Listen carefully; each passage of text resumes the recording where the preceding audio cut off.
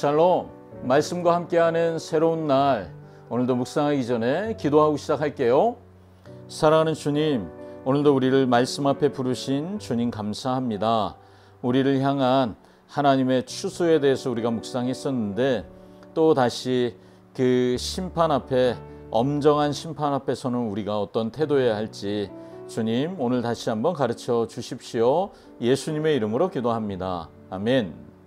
아멘.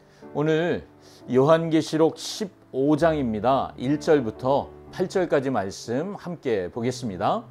제15장.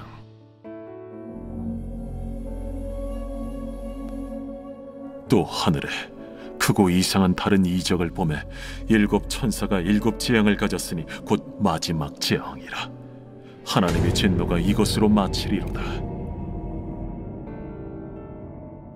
또 내가 보니 불이 섞인 유리바다 같은 것이 있고 짐승과 그의 우상과 그의 이름의 수를 이기고 벗어난 자들이 유리바닷가에 서서 하나님의 검은고를 가지고 하나님의 종 모세의 노래, 어린 양의 노래를 불러 이르되, 주 하나님 곧 전능하신 이시여, 하시는 일이 크고 놀라우시도다.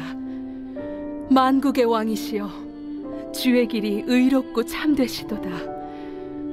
주여, 누가 주의 이름을 두려워하지 아니하며 영화롭게 하지 아니하오리까? 오직 주만 거룩하시니이다.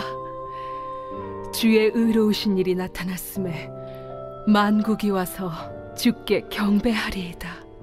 또 이 일 후에 내가 보니 하늘의 증거 장막의 성전이 열리며 일곱 재앙을 가진 일곱 천사가 성전으로부터 나와 맑고 빛난 세마 보옷을 입고 가슴에 금띠를 띠고 내 생물 중 하나가 영원토록 살아계신 하나님의 진노를 가득히 담은 금 대접 일곱을 그 일곱 천사들에게 주니, 하나님의 영광과 능력으로 말미암아 성전에 연기가 가득 차매 일곱 천사의 일곱 재앙이 마치기까지는 성전에 능히 들어갈 자가 없더라.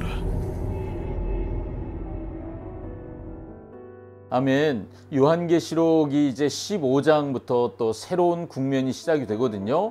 15장 1절부터 19장 10절까지의 큰 주제는 바벨론의 심판입니다. 이 바벨론, 큰 음녀 바벨론이라고 표현되는 이 바벨론은 로마 제국으로 상징할 수 있어요. 그 바벨론에 대한 심판 내용이 요한계시록 17장, 18장에 나오거든요. 그 전에 오늘은 어린 양의 노래, 그리고 또 16장 가면 일곱 대접, 계속 얘기했던 일곱 대접에 대한 재앙이 먼저 나오게 됩니다.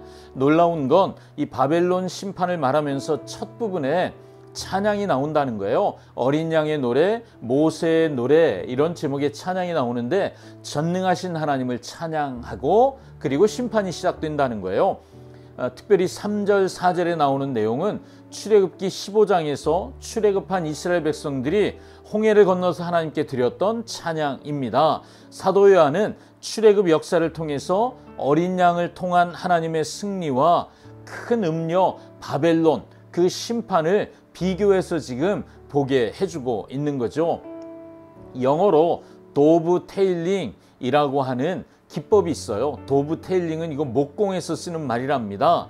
원래 비둘기 꼬리 모양처럼 된 걸 만들어 서로 이렇게 맞물려서, 그래서 빠지지 않도록, 그러니까 못을 쓰지 않고 서로 이렇게 잘 조이게 만드는 방식을 도브테일링이라고 한대요. 이처럼 두 관계 없는 것 같은 것들을 연결해 주는 방식, 여기서 유래된 단어인데요. 요한계시록은 일곱 인, 일곱 나팔, 일곱 대접, 이런 사건들이 있잖아요. 이게 서로 다른 것 같은데 상징적인 인물, 장면이 반복되고 독립적으로 보이는 여러 이야기와 또 환상들이 서로 착착착착 이렇게 맞물려 돌아가게 만드는 그런 중요한 역할을 이 도브테일링이 하고 있다는 거예요. 요한계시록 15장에서는 일곱 나팔 재앙이 끝나고 그리고 일곱 대접 재앙으로 자연스럽게 이렇게 흘러가도록 그 중간에 모세의 노래, 어린 양의 노래가 이어집니다. 이것은 고난 가운데에도 승리하는 하나님의 백성들, 모세의 노래와 어린 양의 노래를 부르는 그 장면을 통해서 고난과 구원, 이게 별게 아니라 같은 것이다. 고난과 구원이 분리되지 않고 밀접하게 연결되어 있다는 것을 보여주고 있다라고 할 수 있습니다. 먼저 1절부터 4절은 일곱 대접 심판이 시작되기 전에 전주곡 같은 것이에요. 일곱 대접 심판의 전주곡이 모세의 노래, 어린 양의 노래로 들려집니다. 이 노래는 짐승과 또 그 짐승 우상과 그 이름을 상징하는 숫자, 그 이긴 사람, 곧 구속함을 받은 사람들의 노래입니다. 여러분, 구속받은 사람들이 부르는 찬양이란 말이죠. 일곱 대접으로 상징되는 마지막 심판이 시작되기 전에 하늘에서 하나님의 거룩함과 그 영광스러움을 찬양합니다. 왜 모세의 노래라고 부를까요? 어린 양의 노래가 그리스도의 구원, 구속에 대한 찬양을 말하는 것처럼 모세의 노래는 출애굽 사건을 모티브로 합니다. 그래서 특별히 홍해를 건넌, 이것을 유리바다라고 표현하거든요. 그 앞에서 펼쳐진 하나님의 놀라운 구원을 찬양하는 그 노래, 그걸 부르듯 오늘 어린 양의 노래가 들려진다. 그 내용은요, 하나님의 거룩하심과 공의로우신 심판에 대한 찬양이 이어지고 있습니다. 이어서 5절부터 8절은 일곱 천사가 일곱 대접 재앙을 준비하는 내용이 있지요. 하늘의 성전 증거의 장막이 열리고 7명의 천사가 정결한 옷과 금띠를 두르고 등장합니다. 그리고 네 생물 중 하나가 천사들에게 하나님의 진노가 담긴 금대접 7개를 건넵니다. 성전은 하나님의 영광과 능력으로 인해 연기로 가득 찼어요. 재앙이 마칠 때까지, 이 일곱 대접의 재앙이 맞춰질 때까지 그 누구도 하나님의 성전, 그 영광 가운데 들어갈 수 없습니다. 성막이 완성되었을 때, 또 솔로몬 성전이 완성되었을 때 하나님의 영광의 구름이 가득했던 것처럼 심판을 통해서 하나님의 성전이 완성될 때 영광의 연기로 충만하게 되는 것을 보여준다고 할 수 있습니다.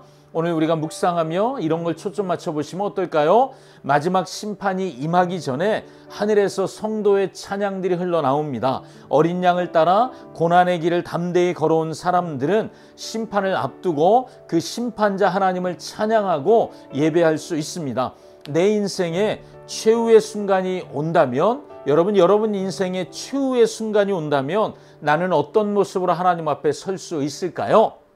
나는 환난 중에도, 그 고난 가운데에도 끝까지 하나님을 찬양하고 예배할 수 있을까요?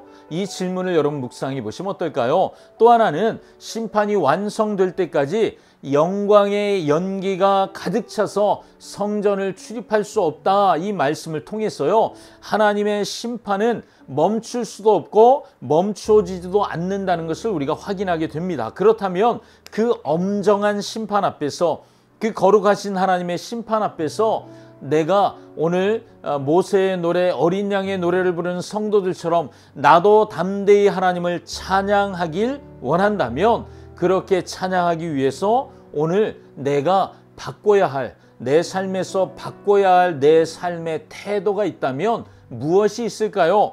내가 마지막까지 하나님 앞에 찬양하며 머무르기 위해서 오늘 내가 결단해야 할 것이 있다면 무엇이 있을까요? 여러분, 한번 여러분 자신에게 질문을 던지며 묵상해 보셨으면 좋겠습니다.